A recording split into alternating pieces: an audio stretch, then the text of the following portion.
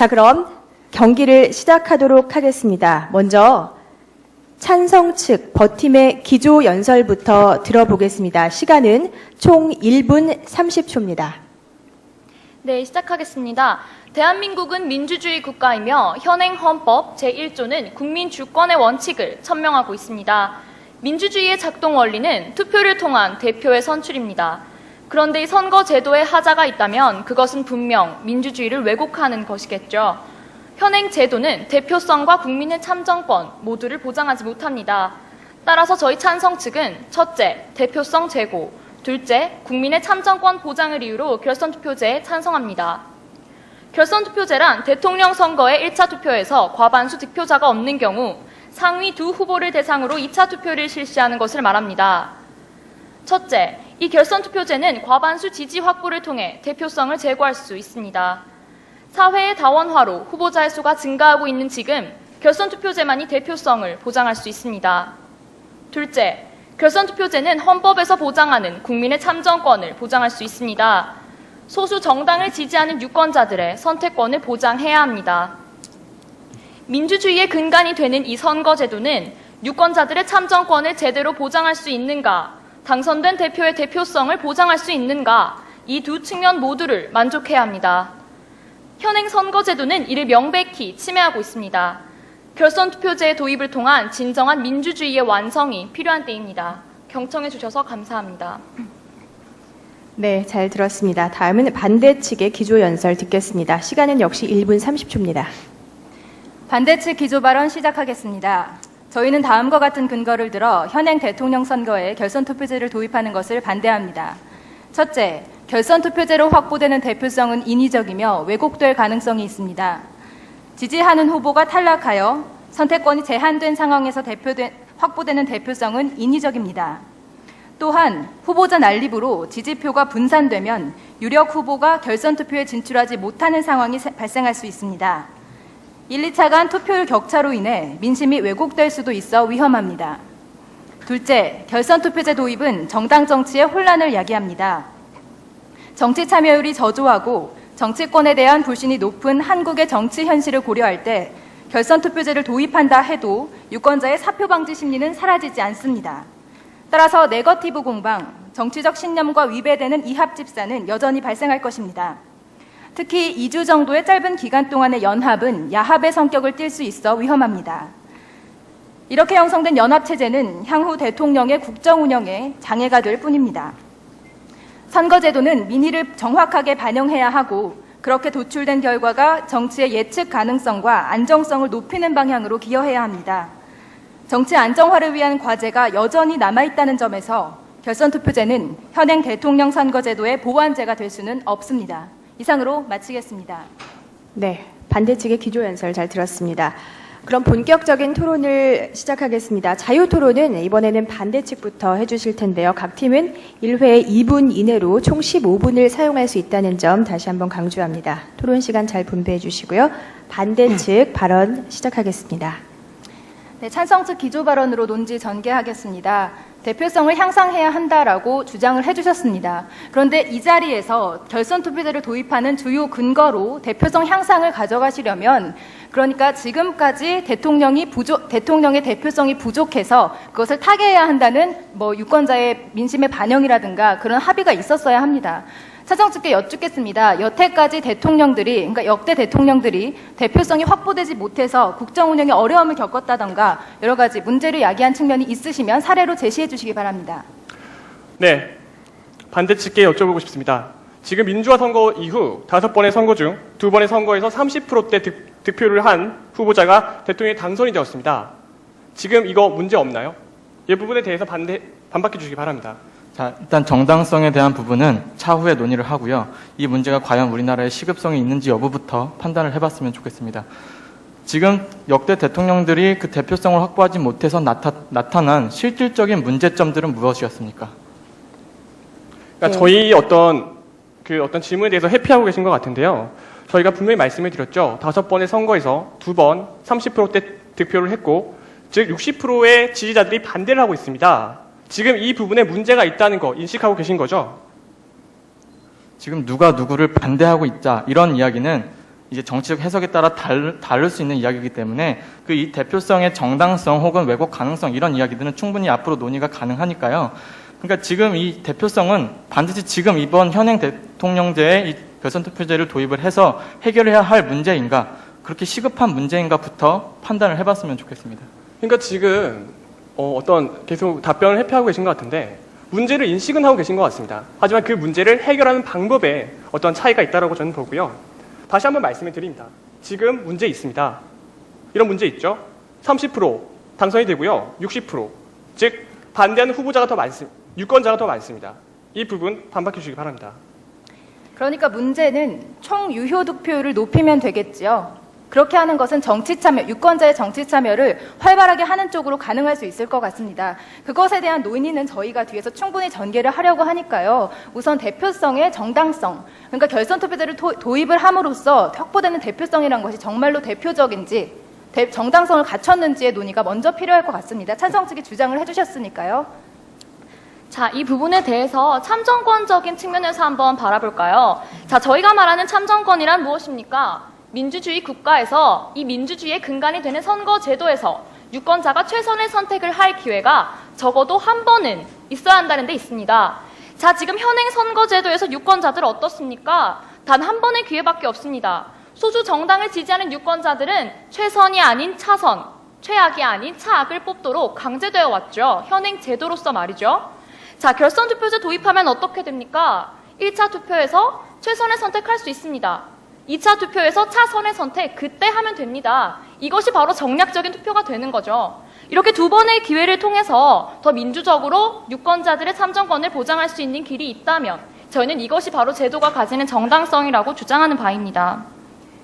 일단 여쭙고 싶네요. 결선 투표제가 도입이 됐을 때 1차 선거에서 모든 유권자가 정말로 최선호 지지를 할 것이라는 보장이 있는지, 그거에 대한 연결고리가 있는지를 여쭙고 싶고요. 제가 말씀을 드릴게요. 2차 투표, 결선 투표제가 도입이 되면 어떻게 해서 대표성이 확보되지 않느냐의 메커니즘을 말씀을 드리겠습니다. 일단 1차 투표 결과 최상위 득표자 2명이 가려지게 되죠. 그렇다면 그 최상위 득표자 2명을 제외한 3위 이하의 후보를 지지한 유권자들은 당장 2차 선거에서 지지할 후보자를 잃게 됩니다. 이 상황에서 어떻게 보면 선택을 강요받는 유권자가 선택하는 건 투표 방관 혹은 무관심 이런 쪽으로 나타날 가능성이 높습니다. 사표 방지 심리 또한 여전히 존재하고 있고요. 이러한 상황 하에서 확보된 대표성, 과연 왜곡되지 않을 가능성이 있는지 여쭙고 싶습니다. 첨언을 조금 드리겠습니다. 지금 네. 대표성에 대해서 계속 이야기를 하는 이유는 갑자기 이제 참정권으로 논의가 붕 뜰 뻔했는데요. 논리적인 흐름 자체가 대표성이란 부분이 분명히 정당한 대표성이고 확보가 되는지 여부가 판단이 되어야지만이 이 참정권 역시도 보장된다고 할 수 있기 때문에 저희가 이런 부분들에 대한 입증 책임을 찬성 측에 요구를 하는 것이고요. 그런 부분에 대한 답변이 된다면 그 이후에 참정권 혹은 저희가 주장하는 정당 정치의 혼란스러운 부분에 대해서 말씀을 드리겠습니다. 같은 문제입니다. 하지만 이 같은 문제를 보는 인식이 다른 것 같습니다. 저희는 길을 주자는 것이고요. 지금 반대 측은 계속 강요받는 것이라고 합니다. 제가 오늘 여쭤보고 싶은 것이 있습니다. 강요를 받는다고 저희는 인식하지 않지만 최소한 어떤 유권자들에게 기회를 줄 수 있다는 것이죠. 이 부분에 대해서 동의를 하시는지, 동의하지 않으신다면 왜 동의를 하지 않으시는지 말씀해 주시기 바랍니다. 길이 있으면 좋은데요. 그 길이 많을 필요는 꼭 없는 겁니다. 오히려 잘 닦여지지 않은 길이 있기 때문에 유권자들이 투표를 하지 않거나 정치권의 역량 자체가 적은 것이라면 지금 있는 길을 잘 닦는 게 중요한 거죠. 거기에 또 하나의 길을 만들었는데 그거 역시도 자갈밭이라면 그것이 과연 옳습니까? 이게 자갈밭인 것을 어떻게 입증해 주실 거죠? 그러니까 저희가 이제 주장하는 쪽은 찬성 측이잖아요. 찬성 측에서 이 대표성에 대한 어떤 논리적인 검증을 하시면 거기에 대한 반박을 드리는 방식으로 논리적인 흐름이 이어질 것 같습니다. 네, 제가 먼저 대표성에 대해서 반박을 드릴게요. 결선 투표제 도입하면 오히려 대표성이 왜곡될 수 있다라고 주장하셨습니다. 자, 봅시다. 지금 현행 제도에서 투표를 해도 사표가 될 것이기 때문에 투표를 하지 않는 경우가 약 10%입니다. 이것은 왜곡 아닙니까? 최선의 선택을 할 수 없는 현재의 상황, 사표가 발생할 수밖에 없는 현재의 상황, 이것이 바로 대표성의 왜곡인 것이죠. 지금 반대 측에서는 결선 투표제를 도입하면 대표성이 왜곡된다라고 하셨습니다. 그러나 저는 의문입니다. 과연 이 대표성 문제, 지금 발생하고 있는 문제일까요? 제도를 도입했을 때 발생하는 문제인가요? 저희가 기조연설 때 분명히 말씀을 드렸습니다. 소수 정당을 지지하는 유권자들의 최선의 선택을 확보함으로써 그들의 선택권 보장할 수 있고 이것이 결국 대표성을 제고하는 결과까지 도출될 수 있다. 이것이 현행 존재하는 대표성 문제를 해결하는 대안인 것입니다. 제가 한 말씀 더 드리면, 그러니까 저희는 아까 말씀드렸듯이 10%, 약 10%죠. 그 인원이 130만 명이 됩니다. 즉, 저희는 이 130만 명을 투표장으로 이끌 수 있다는 것이죠. 아까 반대 측에서 득표율이 올라가지 않을 것이라고 했는데 저희는 분명한 수치를 말씀을 드렸기 때문에 이 부분에 분명한 수치를 들어서 반박을 좀 해주시기 바랍니다. 네, 사표 방지 심리에 대해서 10% 근거를 드신 거에 대해서 어쨌든 자료 출처나 오차 범위 이런 것들을 저희가 함께 공유를 해야 될 것 같으니까 그 점 요구하고요. 또한 찬성 측이 지금 굉장히 위험한 게 결선 투표제를 도입하면 1차 투표에서 유권자들의 사표 방지 심리가 줄어들 수 있다. 이것을 너무 당연하게 깔고 가시는 것 같아요. 너무 당연하게 전제를 하신다는 것이죠. 이 점에 대해서도 논리적인 입증 부탁드리겠습니다. 자, 조금만 첨언을 드릴게요. 사표 방지 심리 효과가 여전히 존재한다는 전제하에서는 결선 투표제를 도입하면 안 되는 겁니다. 그런데 우리나라 같은 경우는 일단 애초에 프랑스처럼 다당제 형태를 갖췄던 것도 아니고 투표율 자체가 굉장히 안정된 형태가 아니었기 때문에 그 상황이 단숨에 나타날 수는 없습니다. 이 과정이 처음이 안 좋다 보니까 지속하면 지속할수록 그 상황은 악순환으로 반복이 되고 사표 방지 심리 효과는 여전히 존재하기 때문에 소신 투표는 할 수 없고 또 한 가지 이것이 정치권을 자극할 수 없다는 측면에서 저희는 주장을 드리는 바이고요. 또 한 가지 이 제도 도입으로 인해서 정치 참여율이 높아질 것이라는 보장도 없습니다. 왜냐하면 이 부분은 수치상의 인과관계로도 드러나는데 이 제도를 도입했던 많은 나라들 중에 유의미하다고 생각할 수 있는 세 나라가 우크라이나, 칠레, 브라질입니다. 근데 우크라이나 같은 경우는 제도 도입 이후에 굉장히 높았던 투표율이 10%가량 하락을 했고요. 칠레 같은 경우도 높았던 투표율이 1%에서 2% 정도 하락을 했습니다. 즉 수치만으로는 인과관계가 성립이 안 된다는 것이죠. 네, 먼저 대표성의 왜곡의 문제에 대해서 먼저 반박을 드릴게요. 제가 말씀드리고 싶은 것은 대표성 왜곡, 오히려 현행 제도 하에서 일어나는 문제라는 것이죠. 사표 발생은 언제나 이루어질 수 없습니다. 어떻게 모든 유권자가 항상 최선을 선택할 수 있습니까? 그러나 저희가 지금 말씀드리는 것은 이렇게 현재 투표를 안 하고 있는 유권자들 중 10%가 사표 발생을 이유로 투표 못하고 있습니다. 자, 결선 투표제 도입되면 1차 선거에서는 최선을 선택할 수 있습니다. 2차 선거는 지금과 같이 발생을 하겠죠. 이렇게 한 번에 더 기회를 주자는 것입니다. 자, 민주주의가 현실에서 발현이 될 때 항상 완벽하거나 항상 이상의 100% 가까울 수 있습니까? 불가능하다고 저희도 인정합니다. 그러나 저희가 주장하는 것은 무엇입니까? 민주적으로 조금이라도 더 우월한 제도가 있다면 마땅히 그 길을 따르는 것이 진정한 민주주의의 발현이다. 이렇게 저희는 주장을 하고 있는 것입니다. 다시 말씀을 드리면 소수 유권자들의 표가 사표가 되고 있고 저희는 이것이 130만 명이라는 수치가 있고 이것을 도입해서 우리나라 투표율이 올라갈 수 있다고 말씀을 드렸고요. 여기에 대한 어떤 반대 측의 반박 부탁드리는 바입니다. 네, 저희는요, 그렇게 한 번의 기회를 더 보장하는 것이 오히려 민의를 왜곡할 수 있기 때문에 위험하다고 말씀을 드리는 겁니다. 같이 한번 생각을 해봤으면 좋겠습니다. 1차에서 2차로 넘어가면서 투표 참여가 낮아졌습니다. 투표율이 낮아졌다는 것이죠. 투표 참여가 낮아졌는데 1차의 최다 득표자가 2차 선거 결과 최종 당선자가 되지 못했습니다. 이때 당선자의 총 유효 득표율이 높아진 것입니까? 또한 그가 확보한 대표성, 정당성이 정말 확보된 것이라고 볼 수 있습니까? 답변 부탁드립니다. 네, 먼저 사례로서 말씀드리겠습니다. 지금 투표율 저하 현상과 역전 현상이 동시에 일어났을 경우에 대표성 문제 있다라고 말씀해 주신 것 같은데 맞나요? 네, 맞습니다. 네, 그렇다면 전제가 있어야겠네요. 투표율이 저하될 것이다. 저희가 분명히 1차 투표에서는 투표율 오를 수 있다 입증해 드렸습니다. 그렇다면 반대 측께서는 이에 대해 반박을 하시려면 2차 투표에서 투표율 낮아질 것이다 라고 말씀을 해 주셔야 합니다. 자, 제가 사례를 말씀드리겠습니다. 라틴 아메리카에서 총 25회의 결선 투표 가운데 투표율이 하락한 경우는 있었습니다. 자, 그러나 더 자세하게 한번 살펴봅시다. 3% 이상 유의미하게 투표율이 하락한 경우 단 4회에 그쳤습니다. 이 4회 어느 나라입니까? 과테말라, 엘살바도르입니다. 과테말라 어떤 나라입니까? 아직까지 마약 범죄와 치안 부재 끊이지 않고 있습니다. 엘살바도르 어떤 국가입니까? 아직까지 내전에 시달리고 있는 국가죠. 자, 정리해서 말씀을 드리자면 2차 투표에서 유의미하게 대표성에 영향을 주는 하락세는 없었다라고 말씀드리는 것입니다. 그러니까 1, 2차 간 투표 참여가 줄어들면서 당선자의 왜곡이 당선자가 역전되는 경우 왜곡의 가능성이 있다고 보시는 것이죠. 네, 물론 저희는- 가능성은 있겠죠. 네, 알겠습니다. 네, 사실관계 조금 더 명확하게 하기 위해서 말씀드리겠습니다. 과테말라 이야기를 저희도 안 한 이유는 그 나라 자체가 가지고 있는 정치 환경이 우리나라 너무 다르다. 그래서 많은 논문들에서는 우리가 이 제도를 비교 정치론에 입각해서 이야기를 할 거면 그만큼 우리와 정치 환경이 비슷하거나 아니면 민주체제가 이미 안정된 상태에서 이 제도를 도입한 나라에 대해서 확인을 하자고 했고, 그래서 아까 유의미한 사례는 우크라이나, 칠레, 브라질이라고 말씀을 드렸습니다. 그런데 그 유의미한 사례들 중에 두 가지나 이 인과관계를 설명하지 못한다면 투표율이 증가할 것이다라는 입증 자체가 안 된 것이고요. 그 입증이 안 됐기 때문에 저희는 계속해서 의문을 드리는 겁니다.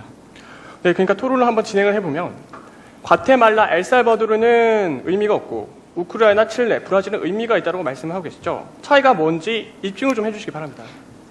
그러면 만약에 저희가 그냥 100분 인정을 하고요. 투표율이 하락한 경우가 소수 국가에서 있었다고 칩시다. 그런데 그게 정말 대통령 선거에서 2번 혹은 3번 소수만이 발생했다고 그것을 저희가 간과할 수 있는 수치입니까? 한 나라의 대통령, 대표를 뽑는 선거입니다. 단 몇 나라에서 투표율 하락이 나타났다면, 그리고 그로 인해서 민심의 왜곡이 일어날 수 있다면 우리가 이 제도를 정말로 도입해야 합니까? 네, 제가 반박을 드리겠습니다. 있었다는 게 중요한 게 아니라요. 있었는데 이 국가를 살펴보니 마약 범죄, 치안 부재, 아직까지도 내전에 시달리고 있다. 전혀 유의미한 비교 사례조차 되지 않는다는 것이죠. 네, 제가 한 가지 여쭤보고 싶은 게 있는데 아까 저희가 처음에 말씀드렸던 지금 30%의 문제 그리고 60%가 반대하는 문제 이 부분에 추후에 충분히 많은 논의가 있을 거라고 했는데 여기에 대해서 어떠한 논의도 하지 않고 있는데 이 부분에 대한 답변 부탁드립니다. 바입니다. 정치 참여는 높아야 합니다. 그것이 우리나라의 아주 중요한 과제죠. 중요한 과제일 뿐만 아니라 가장 먼저 해결해야 할 과제입니다.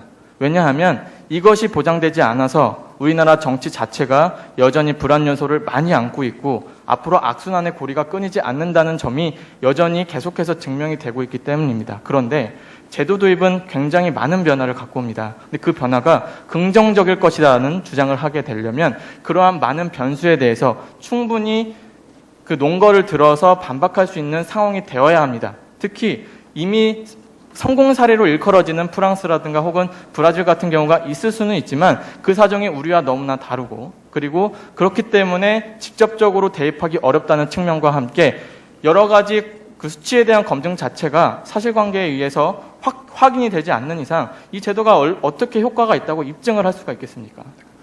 네, 지금 토론을 한번 정리를 한번 해보면 지금 저희는 아까 구체적인 수치 말씀드렸죠. 130만 명 이 부분 끌고 올 수 있다. 그런데 반대 측은 어떤 구체적인 사례가 없습니다. 구체적인 수치가 없고요. 프랑스, 브라질 우리가 어떻게 다른지 아까 입증을 해달라고 말씀을 드렸는데 여기서 입증을 해주지 않고 계속 다르다라고만 말씀을 하고 계십니다.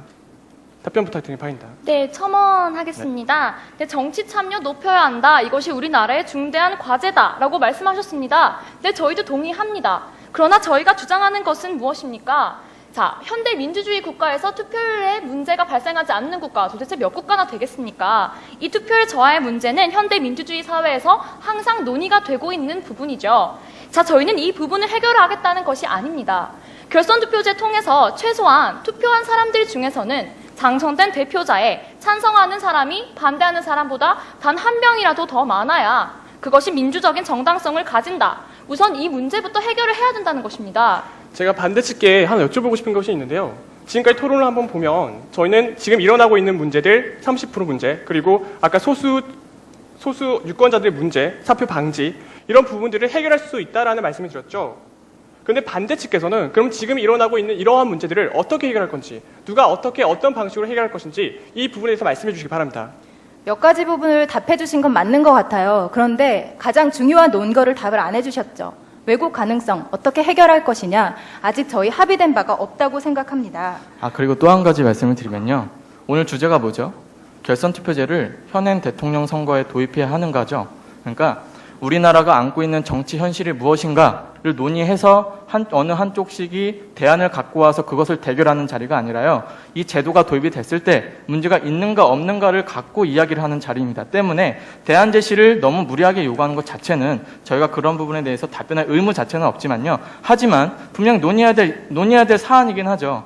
그런 부분들이 결국은 투표율을 높이기 위한 방법, 그리고 정치권의 역량을 높이기 위한 방법들이 더욱더 많이 논의가 되고 선행이 된다면 그 이후에 이 제도의 논의도 충분히 유의미하다고 하지 않을까라는 측면에서 계속해서 주장을 드렸습니다. 문제가 있는 건 인정을 하시는데 그 문제를 해결하는 대안을 제출할 필요는 없다라고 말씀하십니다. 저희는 이것이 반대만을 위한 반대가 아닐까 생각을 하는데요. 네, 다시 한번 말씀드립니다. 지금 일어나고 있는 문제들 결선 투표제는 해결할 수 있습니다. 네, 첨언하겠습니다. 대표성의 왜곡 문제, 제가 말씀을 드렸죠. 대표성의 왜곡 문제가 현행 발생하고 있는 문제냐, 제도의 도입을 통해 새롭게 발생하고 있는 문제냐. 자, 저희는 분명히 말씀을 드립니다. 지금 사표 방지 심리, 저희가 130만 명 꾸준히 얘기하고 있죠. 이것이 바로 대표성이 왜곡되는 현실입니다. 결선 투표제가 도입되고 난 후에 발생하는 문제입니까? 대표성의 문제가요? 현행 발생하고 있는 문제가 대표성의 문제이며 이것을 해결하기 위해서 저희가 결선 투표제를 주장하는 것이죠. 네, 사표 방지 심리에 대해서 자꾸 얘기를 해주시는데요. 그 점에 대해서는 우리가 같이 합의를 해야 될 점이 계속 투표 참여가 낮아지고 있다. 이런 점에서 문제의식을 공유하고 있다는 점, 그 점에서 출발을 해야 될 것 같아요. 그리고 사표 방지 심리가 줄어들 수 있을 거라는 그냥 가능성은요, 프랑스와 우리나라의 정치 환경이 다르다는 점에서 논리적인 인과성이 떨어집니다. 프랑스는 애초에 극우부터 극좌까지 정치적인 스펙트럼이 매우 다양했습니다. 따라서 그 안에서 사표 방지 심리가 가능했던 것이죠. 결선 투표제 하에서. 그런데 우리나라는 어떻습니까? 정치적인 이념이 그다지 다양하지 않습니다. 그 하에서 사표 방지 심리가 얼마나 발동을 제어할 수 있느냐에 대해서 논리적 인과관계가 설명되지 않았다고 생각을 합니다. 왜 그런지는 잘 모르겠는데요. 저희가 어떤 자료를 제시를 하면 그 부분을 마치 못 들은 것처럼 말씀을 하신 것 같습니다. 지금 아까 사표가 일어나는 문제, 프랑스 사례를 말씀해 주셨죠. 그래서 저희가 이 부분에 국내 사례를 말씀을 드린 겁니다. 이 자료가 어디 자료냐면 중앙선관위 17대 대선 유권자 의식 조사에서 실시한 자료입니다. 국내 사례를 저희가 말씀을 드렸기 때문에 국내에서 이 부분들이 일어나지 않을 것이다. 이 부분에 대한 입증을 해주셔야 할 것 같습니다. 네, 첨언하겠습니다. 투표율 하락의 문제는 어디에서 비롯됩니까? 유권자의 탓입니까? 네, 물론 일부 유권자의 탓일 수도 있겠죠. 하지만 이 투표율 저하의 문제를 찾을 때는 유권자를 탓할 문제가 아닙니다. 유권자의 선택을 힘들게 하는 제도를 문제 삼아야죠. 저희가 끊임없이 주장하고 있습니다. 현행 선거에서 유권자들은 최선의 선택권을 보장받지 못하고 있다. 결선 투표제 도입하면 한 번의 선택에서 최선의 선택을 하고 2차 투표에서 차선의 선택까지 할 수 있다. 분명히 말씀을 드렸죠. 이렇게 제도를 바꿀 때 오히려 유권자의 선택이 보장된다는 것입니다. 결국. 다행입니다. 유권자들이 어떤 인식을 갖고 있는지에 대해서 서로 조사를 했고 서로 합의를 하고 있는 것 같습니다. 저는 2008년 조사 결과를 말씀드리겠습니다. 투표를 하지 않는 이유를 물어봤더니요. 투표를 해도 바뀌는 것이 없어서가 가장 높았고요. 정치에 별다른 관심이 없거나 마음에 드는 후보 없어서 등등의 이야기가 나왔습니다. 이 이야기는 이 국민들이 정치에 참여하지 않는 이유가 결국은 기성 정치권이 계속해서 반복하고 있는 잘못된 행태 때문이라는 것입니다. 이것이 해소되지 않는 한 결선 투표제가 도입이 된다 하더라도 지금의 문제점들이 변화되지 않는다라는 이유의 그 주장의 근거가 되는 것입니다. 또한 결국은 저희가 이제 이 대표성과 관련 논의가 된다면 정당 정치와 관련해서도 이야기를 해봐야 될 텐데요. 이러한 전제 하에서 정당 정치에는 굉장히 더욱더 안 좋은 영향을 줄 수 있을 거라고 생각을 하는데요. 지금의 단일화 형태가 분명 과거와는 다릅니다. DJP 연합이라든가 정몽준, 노무현 연합 등 이념과는 상관없고 인물들 간의 그냥 야합에 불과했던 이런 연합들이 사실 요즘에는 지방자치단체장 선거를 비롯해서 많은 부분에서 투명한 단일화를 요구를 하고 있고 그것이 반영이 되고 있습니다. 또한 이번 대선에서도 오픈 프라이머리 등 국민 경선제를 도입하는 것과 관련해서 많은 논의가 있습니다. 즉 지금의 단일화 형태를 무조건 잘못된 것으로 볼 것이 아니라 오히려 결선 투표제가 도입이 되면 지금과 같은 그런 변화의 모습들에서 다시 DJP 연합이나 노무현 정몽준과 같은 그런 연합으로 퇴보하도록 만들 수 있다는 이야기가 되기 때문에 이 부분에 대해서 설명을 조금 듣고 싶네요. 네, 제가 먼저 그럼 대표성에 대해서 마지막으로 논의를 정리해 보겠습니다. 자, 현재 대표성 문제는 물론 투표율에서도 오고요. 실질적인 마지막 결국 득표율에서도 오죠. 자, 이 문제 동시에 해결한다면 과연 어떻습니까? 투표율 문제는 우리나라뿐만이 아닙니다. 민주주의를 근간으로 하고 있는 세계 모든 나라가 투표율이 저하되지 않도록 또는 상승되도록 노력해야 합니다. 지금 반대 측께서 제시하고 계시는 투표율 상승을 위한 노력은 결선 투표제의 도입 여부와 상관없이 우리가 늘 해야 하는 노력이라는 점입니다. 자, 여기서 결국 그럼 대표성 문제를 해결할 수 있는 노력은 득표율에서 오죠. 최소한 그 후보를 찍은 사람 중에 찬성하는 사람이 반대하는 사람보다 한 표라도 더 많은 데서 오는 민주적인 정당성, 이것을 확보하기 위해 저희가 끊임없이 결선 투표제를 주장하고 있는 것입니다. 지금의 문제를 해결하지 말자라는 것이 아니고요. 지금의 문제 있으면 당연히 해결해야죠. 하지만 결선 투표제가 가지는 효용도가 있기 때문에 지금의 문제와 그리고 결선 투표제가 해결할 수 있는 문제를 동시에 같이 가자는 겁니다. 네, 합종연행에 대해서 그럼 반박을 드리겠습니다. 지금 합종연행 등의 문제를 통해서 정당 정치의 혼란을 이끌어낼 수 있다라고 주장을 해주셨습니다. 자, 그럼 먼저 여쭙겠습니다. 합종연행의 문제가 결선 투표제의 도입을 통해 생기는 문제입니까? 아니면 현실에도 존재하고 있는 문제입니까? 일단 너무 많은 질문을 해주셔서요. 하나씩 해결을 해볼게요. 대표성, 저희가 결선 투표제를 도입하지 말자라고 주장하는 것은요. 찬성 측께서 여러 가지 제도적인 효용을 가져오신 것 같아요. 논문에서도 많이 보시고 프랑스의 정치 현실도 많이 생각하셔서 여러 가지 장점들을 말하시는 것 같은데 그러한 장점들이 물론 기대될 수는 있겠죠. 그런데 그것이 현행 대통령 선거, 우리나라 정치 현실에서 꽃피울 수 있으려면 그러한 제도, 기반이 갖춰져야 한다는 말씀을 거듭 드립니다. 여태까지 나타난 정치적인 문제, 계속 정치권이 여러 가지 문제를 답습하는 이유는 무엇입니까?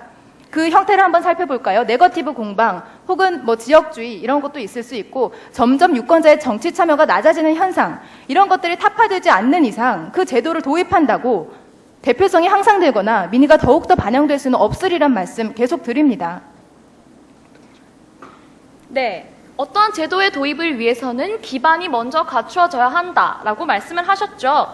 자, 그럼 반대 측께서 얘기하시는 투표율의 해결 문제를 가지고 한번 예를 들어보겠습니다. 지금 우리나라에서 투표율 상승을 위한 노력, 유권자의 정치 참여를 향상시키기 위한 노력 행해지지 않았습니까? 매번 대선 때마다, 매번 총선 때마다 투표율 문제 항상 거론되고 있죠. 이것은 무엇을 반증합니까? 투표율이 낮은 것에 대한 사회의 인식을 반영하는 것이죠. 자, 투표율에 대해서는 모두 다 인식을 하고 있습니다. 그렇기에 투표율 상승하기 위한 대안도 계속해서 행해지고 있는 것이겠죠. 자, 그러니까 이합집산에 관련된 문제에 대해서 제가 말씀을 조금 드리면요. 맞습니다. 단순 다수 대표제에서도 이합집산은 일어나고 있습니다. 그런데 결선 투표제에서는 지금은 그런 부분들이 좀 더 투명한 방식으로 성장해 가고 성숙해 가고 있는 과정을 다시 그 논의 자체를 0으로 돌린다는 겁니다.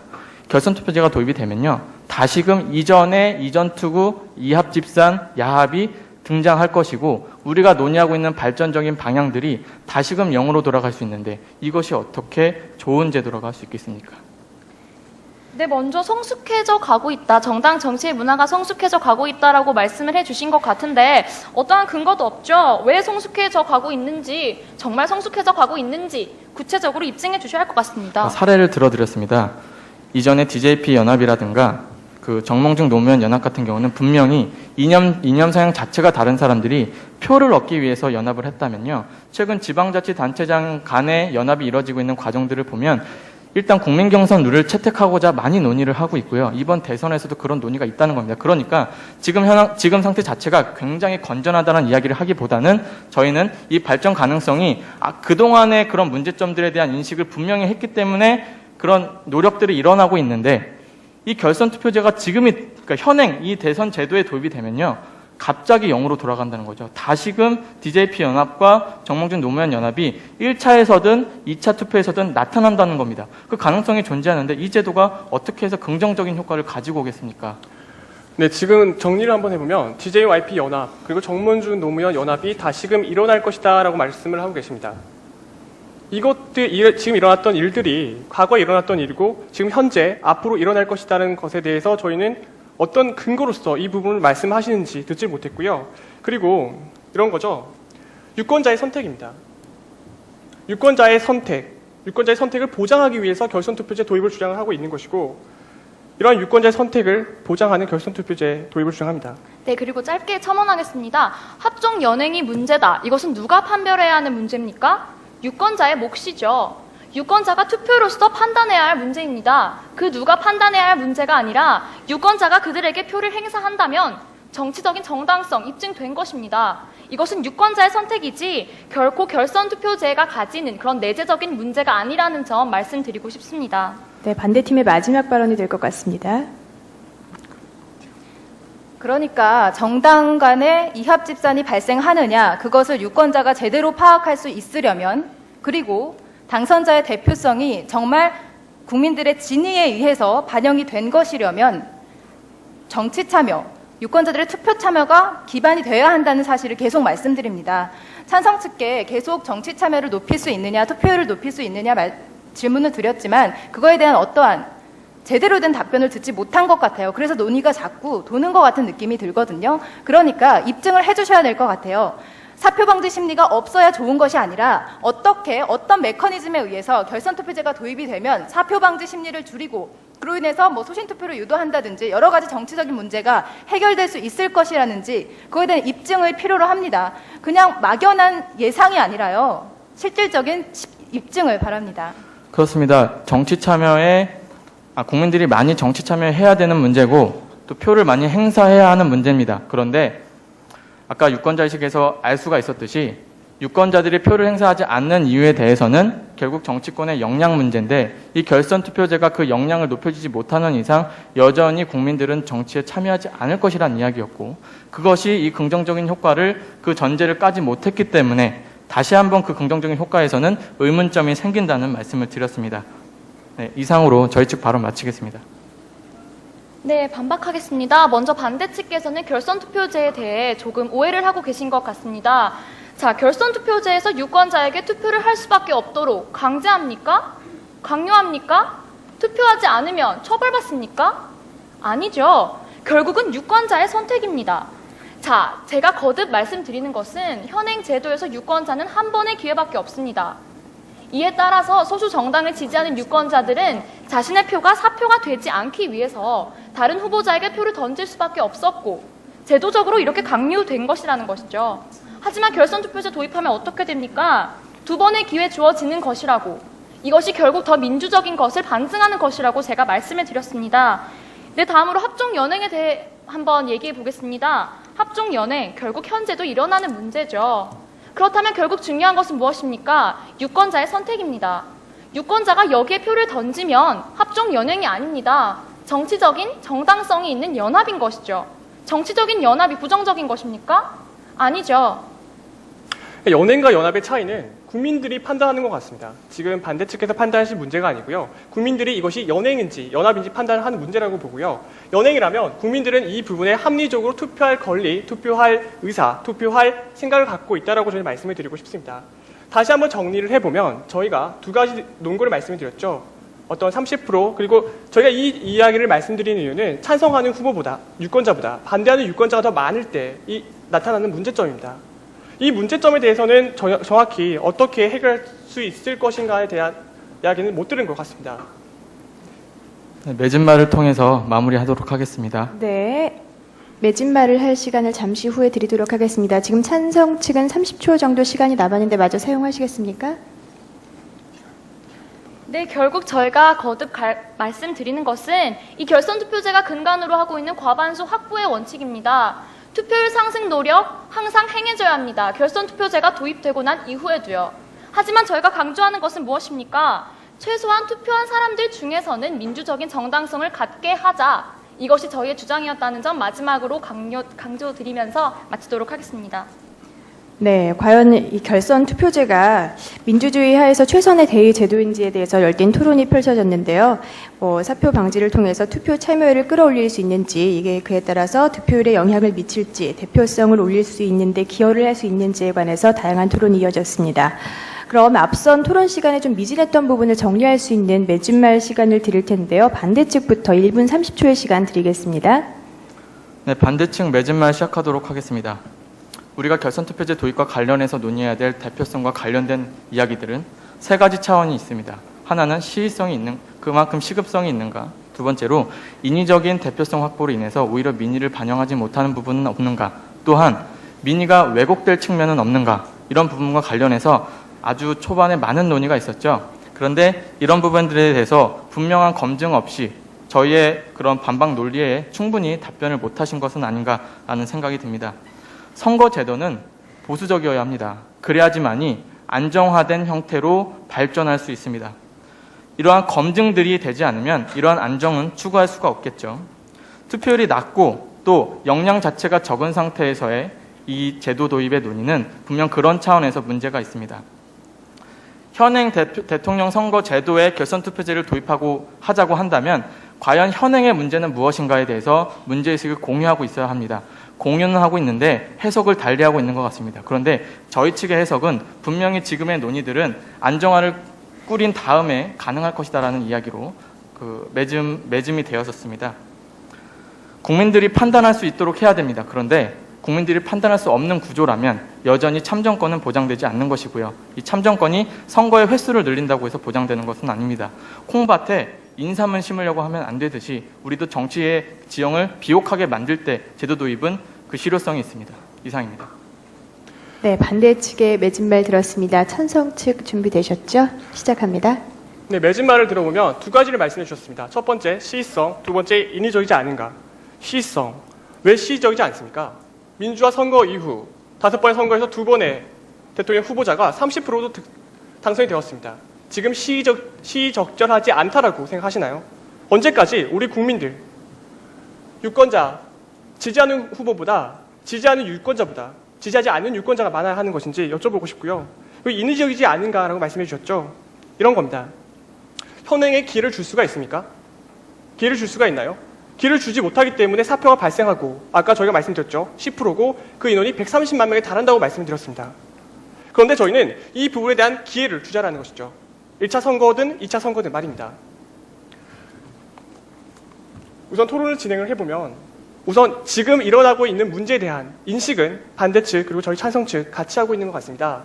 하지만 이 부분을 해결하는 노력의 차이가 다른 것이겠죠. 저희는 문제가 있기 때문에 이 부분을 해결하자. 결선투표제 도입해서 이 부분 해결해 나가자는 것이고요. 반대측은 이 부분 결선투표제 도입해도 해결될 수 없다 또는 해결 가능성이 없다라고 말씀하고 있는 거라고 봅니다. 이상 저희 찬성 측은 결선투표제는 헌법에서 보장하는 국민 참정권을 보장할 수 있다.